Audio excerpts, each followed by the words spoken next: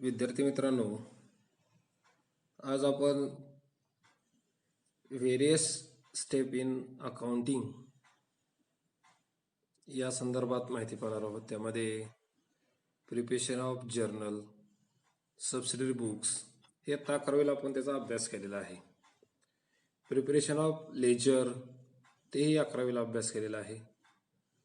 Preparation of trial balance with adjustment, त्यानंतर preparation of final account with constant of A trading account, B profit and loss account आणि C balance sheet.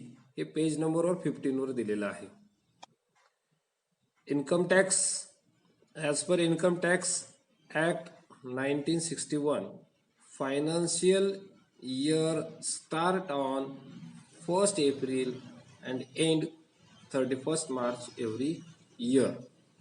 Okay, आता final account तयार करता वेळेस कोणत्या त्याचा necessary preparation of final account, त्याचा हेतू काय, उद्देश काय की बाबा फायनल अकाउंट तयार करण्याचा. Find account is prepare for following various propose. Number 1, to find out the gross profit or gross loss during the year. Second, to find out the net profit or net loss of the business. Number 3, to know the financial position of a business at the end of accounting year. Number 4, to find out the amount of debtors and creditors. Next point आहे prepare various account for future planning. Next point, to find out source and application of fund. Next, to find out the value of goodwill for the purpose of reconsideration of the firm, की त्या फर्मची असणारी goodwill म्हणजे नावलौकिक ख्याती ते final अकाउंटमुळे समजतं. आणि last point, to calculate various taxes of the firm, for example income tax, sales tax, की यासाठी फायनल अकाउंट तयार केल्यानंतर त्याचा उपयोग होतो. Next, preparation of the partnership final account. Preparation of the partnership final account.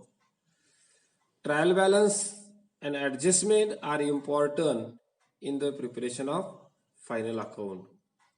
What is trial balance? Trial balance means the trial balance of debit and credit balance of all ledger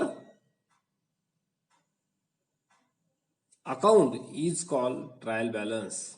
The final account is prepared at the end of every financial year.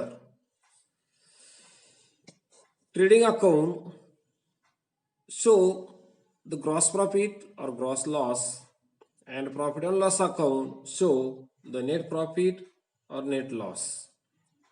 Trial balance show the financial position of a business in the form of asset and liabilities at the end of accounting year.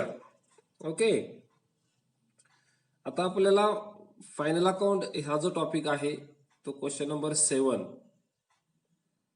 Problem दिलेला असतो आणि तो 12 मार्काचा problem आहे.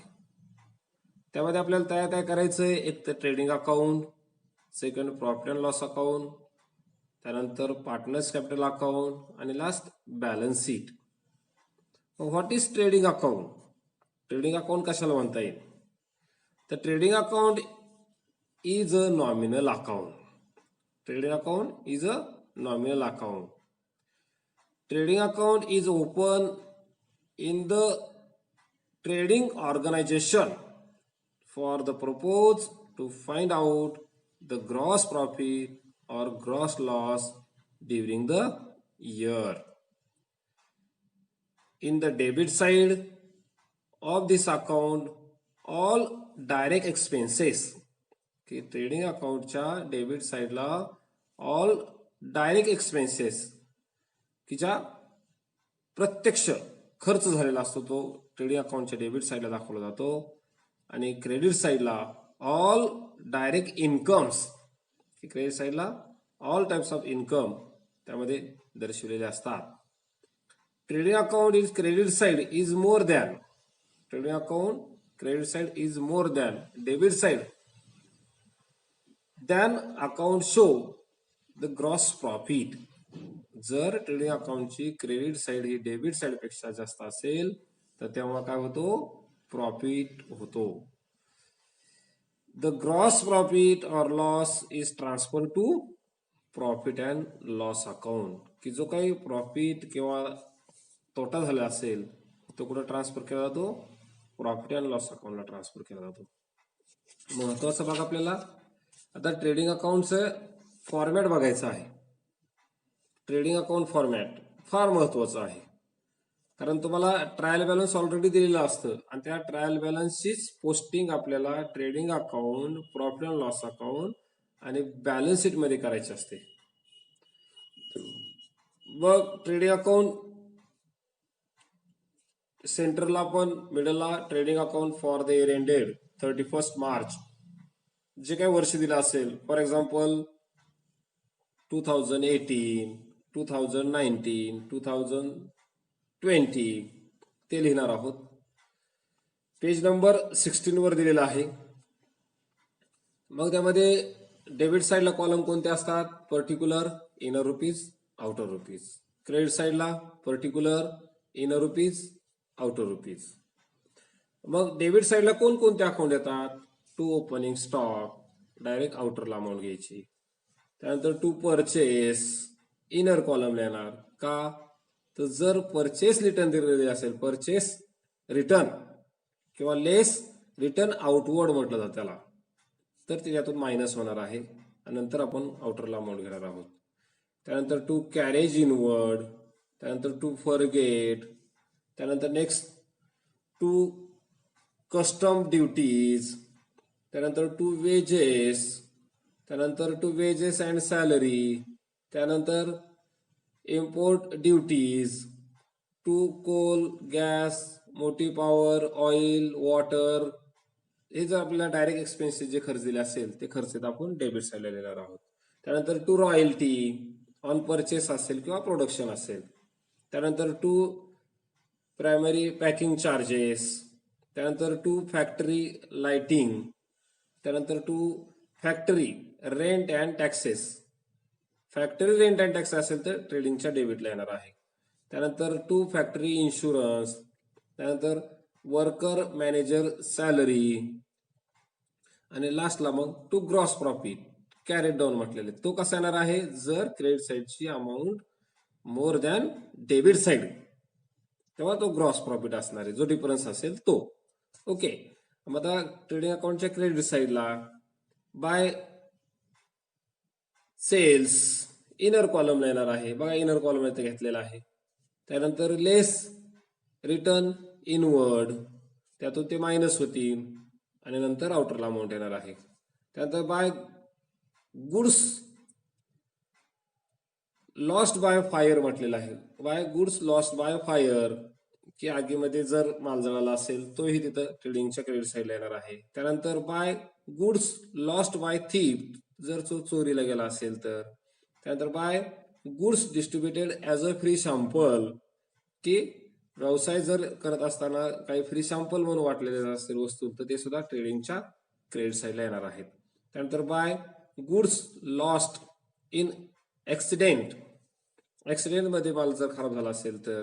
त्यानंतर by goods withdraw by partners आणि by closing stock. ह्या closing stock ही adjustment दिलेली असते, त्या संदर्भात मी पुढे तुम्हाला बोलणारच आहे. आणि लास्टला by gross loss carry down, जर लॉस झाला असेल तर तो केव्हा लॉस होणार आहे, ट्रेडिंग अकाउंटची debit side amount more than credit side तेव्हा तो ग्रॉस लॉस असेल. की अशा पद्धतीने आपल्याला ट्रेडिंग अकाउंट कंप्लीट करायचं आहे. ओके. मग ट्रेडिंग अकाउंटला हे अकाउंट्स, लिस्ट ऑफ अकाउंट्स येणार आहे. त्यानंतर सेकंड आपल्याला प्रॉफिट अँड लॉस अकाउंट तयार करायचं आहे. बरोबर. मग profit and loss account means काय? What is profit and loss account? Profit and loss account is the type of nominal account. Nominal account. Profit and loss account is a main account of income statement. काय ते definition दिलेले की profit and loss account is a main account in income statement. It prepare the net profit or net loss by the business during the accounting year.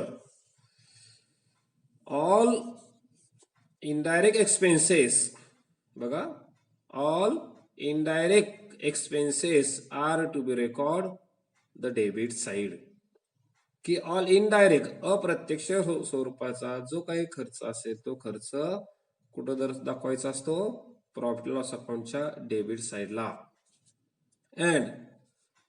And all indirect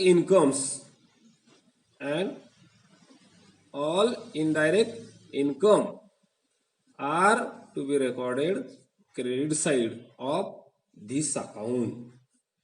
की अप्रत्यक्ष स्वरूपाचं जे उत्पन्न असेल ते उत्पन्न प्रॉफिट लॉस अकाउंटच्या क्रेडिट साइडला दाखवलं जातं. नेक्स्ट कॅपिटल पुढे दिलेले आपल्याला the net profit which be transfer to capital account credit side. जर नेट प्रॉफिट झाला तर तो कुठे ट्रान्सफर केला जातो? कॅपिटल अकाउंटच्या क्रेडिट साइडला. आणि जर लॉस झाला असेल तर लॉस कुठे दाखवलं? Net loss which be transfer to capital account debit side. Okay. मग नेक्स्ट पुढे आपल्याला दिलेलं आहे प्रॉफिट लॉस अकाउंटचा फॉर्मॅट किंवा डेफिनेशन सुद्धा दिलेली आहे कशाची? Profit loss अकाउंटची. R.N. कार्टर यांच्या मतानुसार a profit loss account is a account into which all gains and losses are consider in order to ascertain the excess of gain over the loss or vice versa. किंवा त्याला नफा किंवा तोटा हा तिथं दर्शवला जातो. मग त्याचा फॉर्मॅट काय?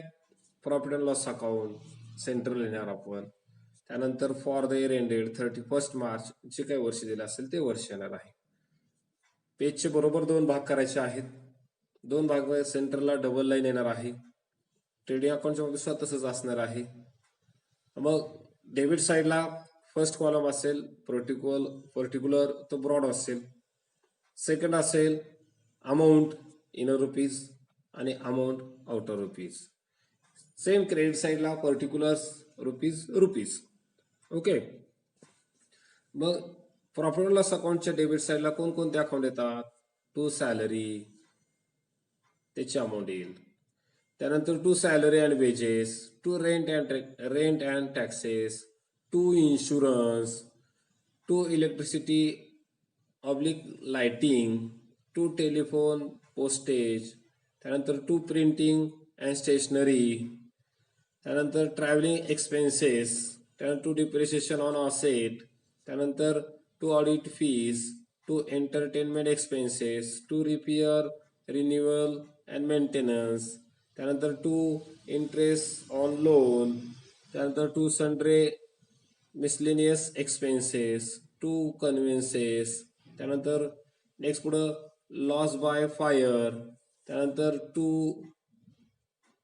लॉस बाय थीफ्ट, त्यानंतर टू लॉस इन ऍक्सिडेंट, त्यानंतर टू कमिशन अलाउड, त्यानंतर टू डिस्काउंट अलाउड, त्यानंतर ॲडव्हर्टाइजमेंट, नेक्स्ट कॅरेज आउटवर्ड. बघा फार महत्वाचं इथं. कॅरेज इनवर्ड असेल तर ट्रेडिंगच्या डेबिटला आणि कॅरेज आउटवर्ड असेल तर प्रॉफिट लॉस अकाउंटच्या डेबिट साइडला. हे मुलांचा तर इथं थोडासा गोंधळ होतो, तो गोंधळ करून घ्यायचा नाही. कॅरेज इनवर्ड म्हटलं की ट्रेडिंगच्या डेबिटला येईल आणि कॅरेज आउटवर्ड म्हटलं तर प्रॉफिट लॉस अकाउंटच्या डेबिट साइडला येणार आहे. त्यानंतर टू कॅरेज पुढे दिलेले टू सेल्स चार्जेस, त्यानंतर टू बॅड डेब्ट्स, त्यानंतर to export duties, to taxes, to general expenses, to trading expenses किंवा trade expenses, trade expenses, to legal charges, त्यानंतर टू बँक चार्जेस, त्यानंतर टू सेकंडरी पॅकिंग चार्जेस, त्यानंतर loss on sales of asset. हे पूर्ण account list कुठे दिली असते, हे प्रॉफिट लॉस अकाउंटच्या डेबिट साईडला. ओके. आणि त्यानंतर लास्ट दिलेला आपल्याला बघा, to net profit transfer to partners capital oblique current account. जर प्रॉफिट झाला असेल तर तो कुठे ट्रान्सफर करायचा आहे, कॅपिटल अकाउंटच्या क्रेडिट साईडला. त्यानंतर बघा आपल्याला प्रॉफिट लॉस अकाउंटची क्रेडिट साईड दिलेली आहे. तिथं काय म्हटलंय, बाय ग्रॉस प्रॉफिट. फर्स्ट काय दिलं बघा, bye gross profit brought down, की जो ट्रेडिंग अकाउंटला आपला जो डेबिट साईड दिलेला आपण टू प्रॉफिट कॅरीड डाऊन, इथं काय येणार क्रेडिट साईडला by gross profit brought down. Okay. त्यानंतर बाय कमिशन रिसिव्ह, त्यानंतर by discount receive, by interest receive, by rent receive, by sundry oblique miscellaneous receipt, त्यानंतर by profit on sale of asset. Asset विक्री न केल्यानंतर जर नफा झाला असेल तर तो प्रॉफिट लॉस अकाउंटच्या क्रेडिट साईडला येणार आहे. ओके. त्यानंतर